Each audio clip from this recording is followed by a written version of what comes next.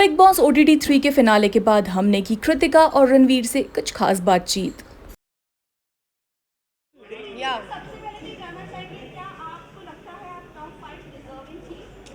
देखो, बिल्कुल थी। सबका एक अलग अलग तरीका होता है गेम खेलने का। मैंने बहुत ही सेफ प्ले बोला, क्योंकि देखो, जो इंसान वहाँ पे आपको पसंद नहीं है तो आपके पास ऑप्शन होता है कि आप उसे नॉमिनेट कर सकते हो। उस घर से नॉमिनेशन हर हफ्ते होती है और यहाँ पे तो हफ्ते में 2 बार होती थी।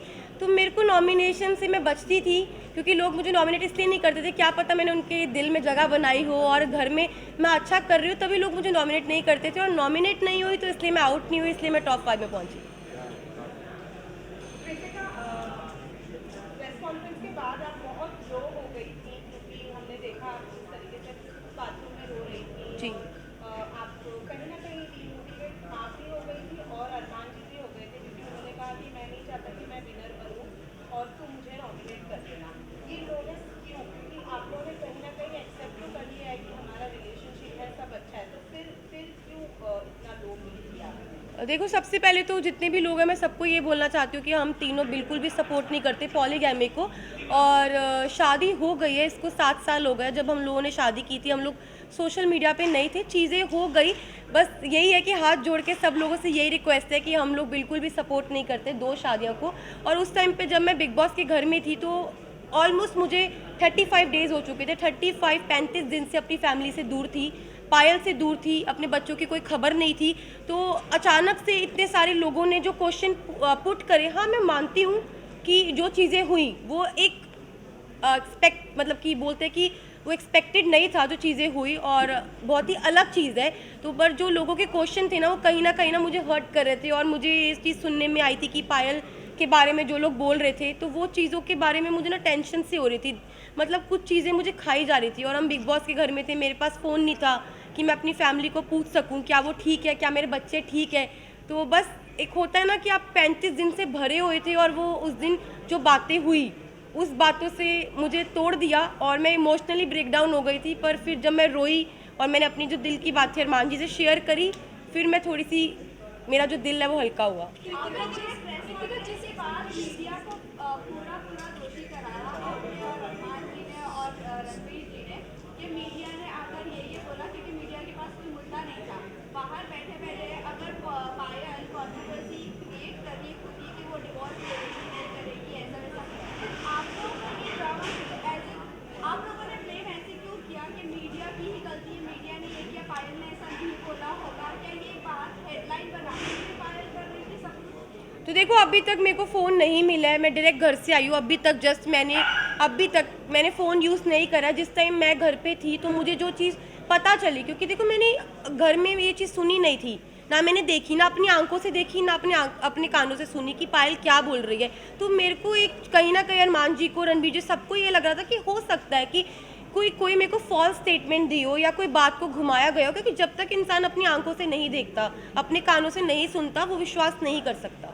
लेकिन अरमान जी ने पूरे सीजन में एक दूसरे की सुनते हुए लोगों के ऊपर तहमतें भी लगाई और उन्होंने बराबर से जवाब भी दिया। वो आपको नहीं लगता है कि वो सही है?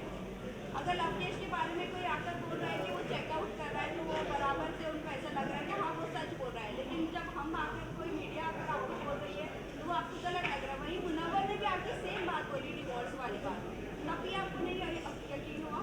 नहीं, मुझे यकीन नहीं हुआ, क्योंकि देखो ये जो बात है ना, बहुत ज़्यादा, आप समझो मैं घर के अंदर हूँ, 40 दिन से घर में अंदर हूँ, अचानक से कोई ये बात बोलता है, पायल डाइवोर्स वाली बात जो बोल रही है, ये कितनी शॉकिंग बात थी कि इसकी वजह से मैं पूरे 2 दिन इतना ब्रेक डाउन रही हूँ, इतने इमोशनली, मतलब हर चीज़ से मैं जूझ रही थी उस घर के अंदर। तो मुझे कहीं ना कहीं लग रहा था कि मैं अपने दिल को ये चीज़ समझा रही थी कि क्या पता ये बात सच हो, क्या पता ना हो, क्योंकि मेरे को यही था मैं बाहर जाऊँ और मैं पायल से डायरेक्ट बात करूँ। जब मैं घर से बाहर निकली टॉप 5 में, जब मैं इस रेस से बाहर निकली, मैं बाहर निकलते ही स्टेज पे पायल थी और मैंने उससे पूछा तू ठीक है ना? उसने बोला हाँ मैं ठीक हूँ। बाकी बात की। अभी तक मैंने फ़ोन्स अपने नहीं देखे, कुछ नहीं देखा। कृतिका जी, मेरा सवाल आपसे है कि जैसे कि Payal please one by one please. Payal कह रही कि डिवोर्स में लेने जा रही हो, इसका मतलब पायल ने बिना डिवोर्स लेके आप दोनों ने शादी की, तो इसका मतलब आपकी शादी तो नल एंड वॉइड हो गई है according to the Indian law, कि अरमान और जो आपकी शादी है वो असली रियल में शादी है ही नहीं कानूनी हिसाब से, उस पर आप क्या कहना चाहेंगे? देखो, मैं सबको यही बात बोल रही हूँ, हम लोग पॉलीगैमी को सपोर्ट नहीं कर रहे, जो दो शादियाँ हैं इसको बिल्कुल भी सपोर्ट नहीं कर रहे। और जो मेरी अरमान जी की शादी है, जब पायल ने रेडी हुई, पायल की मर्जी थी तभी शादी हुई, और Payal as a first wife, legal wife, अगर वो ऑब्जेक्शन उठाती है तो उस चीज़ के लिए मतलब कि हमारी जो लॉ है वो हमें बोल सकती है। और मैं यही बात बोलूँगी कि जो हो गया प्लीज़ वो हो गया, बार बार एक ही। एक और सवाल है जी। कि अरमान के ऊपर काफी गंभीर एलिगेशन है, 11 ईयर ओल्ड गर्ल का रेप का अक्यूज है, उस पर आप क्या कहना चाहेंगे? मैं इस पर्सनल चीज़ के बारे में कुछ नहीं बोलना चाहती। आई एम नॉट क्या सपोज आपको टू मालूम था इस I am not suppose to say क्या एनी पायल ने कराया तो Payal I am not suppose just a second I am not suppose to say anything. और भाई मुझे अपनी न्यायपालिका पे पूरा भरोसा है, जो भी वो फैसला उन्होंने किया है वो बिल्कुल ठीक किया होगा। Thank you. जिस एक्सपेक्टेशंस और उम्मीदों के साथ आप बिग बॉस हाउस में तीनों आए थे, बट अब सिचुएशन बहुत ज़्यादा अलग हो चुकी है। आप तीनों के रिलेशन के बारे में भी सवाल उठ रहे हैं और पायल की स्टेटमेंट की वजह से बहुत सारा क्रॉस हो गया है। आपने अब 2 दिनों में जो सिचुएशंस फेस किए, उसके बाद अब मेंटली प्रिपेयर होगी कि फैमिली से भी बात होगी, पायल से भी बात होगी, और आपको अपने जो ब्लॉग्स चैनल के जरिए आपके फैंस आपके साथ कनेक्टेड है, आपको उनको रिप्लाई करना है। जी, मैं बिल्कुल प्रिपेयर हूँ हर चीज़ के लिए। हम तीनों ने जो हमारा रिश्ता है वो आप लोगों को सभी को पता है, और मुझे पता है कि वो इतनी इजीली नहीं टूटेगा। अब मैं बाहर आ गई हूँ, जो भी चीज़ें हैं, जैसी भी चीज़ें, सारी चीज़ें इकट्ठी बैठ के फेस करेंगे। क्या भाई कोई सवाल पूछेगा कुछ क्या?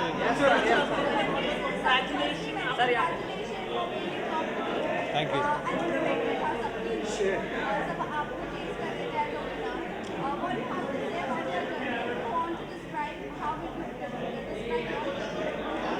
I will describe my journey as a roller coaster ride, mentally, physically, emotionally. I've done a few reality shows before this, but nothing like this. It's a very intense experience. I think it draws, it takes a heavy toll on you, again mentally, physically, emotionally, and it's not an easy task. It's not for the light-hearted. It's not for the क्या होता है phrase? What-hearted? Faint-hearted. It's not for the faint-hearted.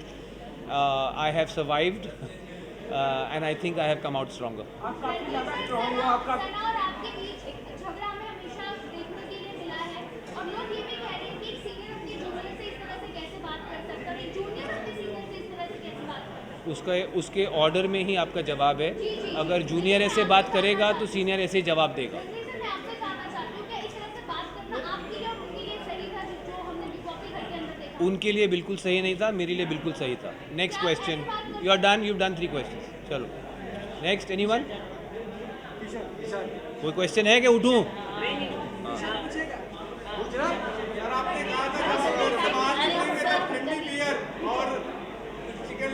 Mutton बोला था, chicken नहीं भाई।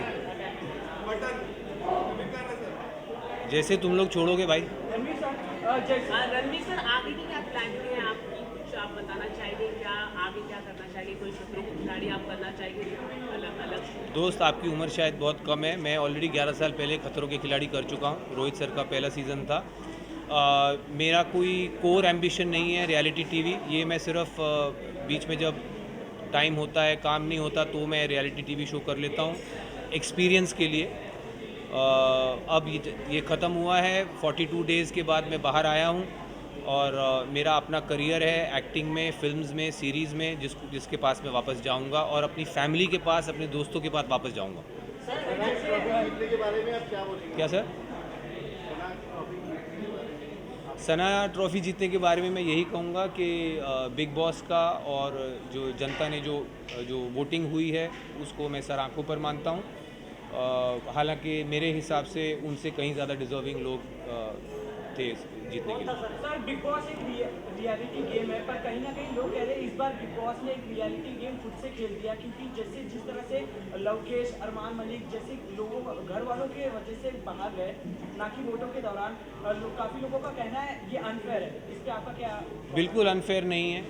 I think जो सिर्फ अगर सोशल मीडिया फॉलोइंग के बेसिस पे लोग अगर शो में रहेंगे फिर तो इससे अच्छा है कि जिसकी सबसे ज़्यादा सोशल मीडिया फॉलोइंग है उसको सीधा ट्रॉफी दे दो। सर साना नहीं तो कौन डिजर्विंग था? जी, साना नहीं तो डिजर्विंग कौन था? मैं था, अरमान था, और भी लोग थे। आपको लगता है अरमान मलिक को विनर बनाते तो अच्छा मैसेज जाता?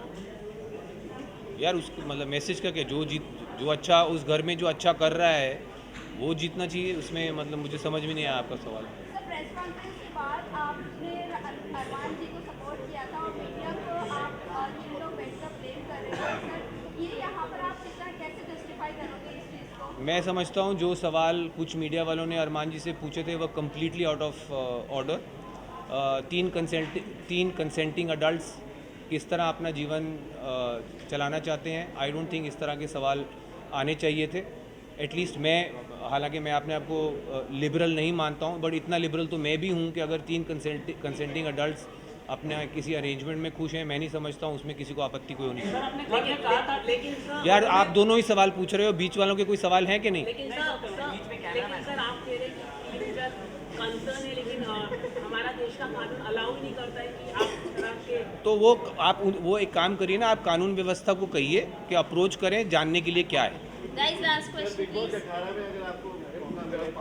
सर मैंने सुना नहीं, फिर से।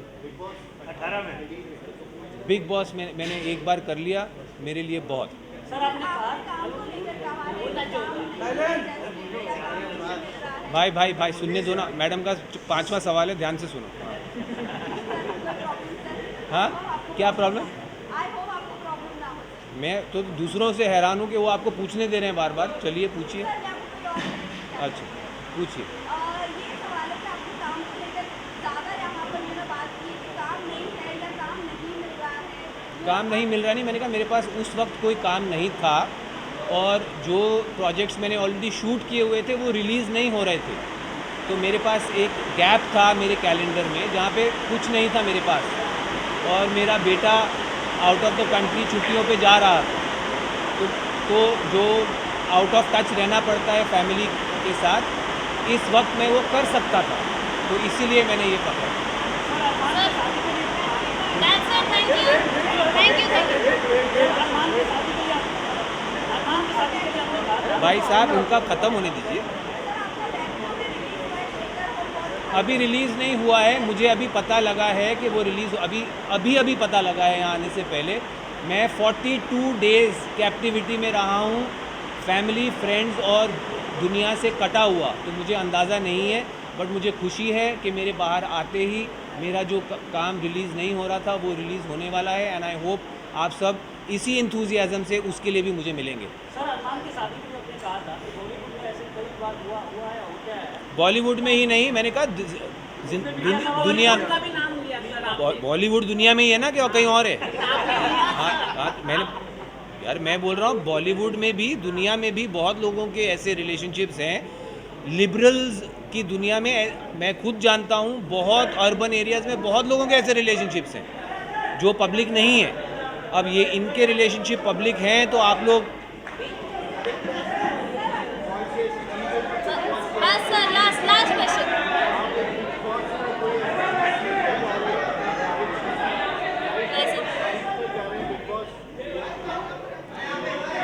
आई थिंक सबसे इम्पॉर्टेंट चीज़ जो मैं सीख के जा रहा हूँ बिग बॉस हाउस से, वो है पेशेंस।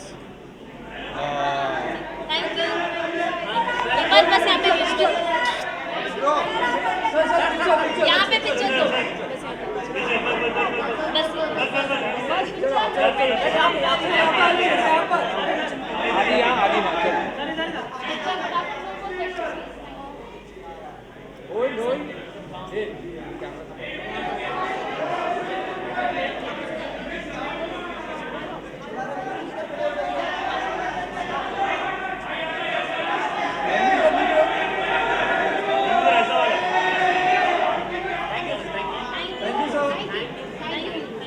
Madam you happy?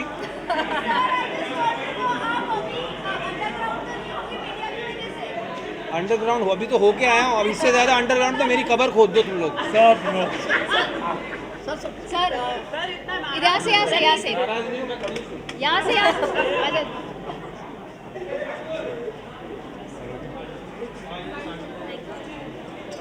खड़े रह सकता हूँ या बैठूं?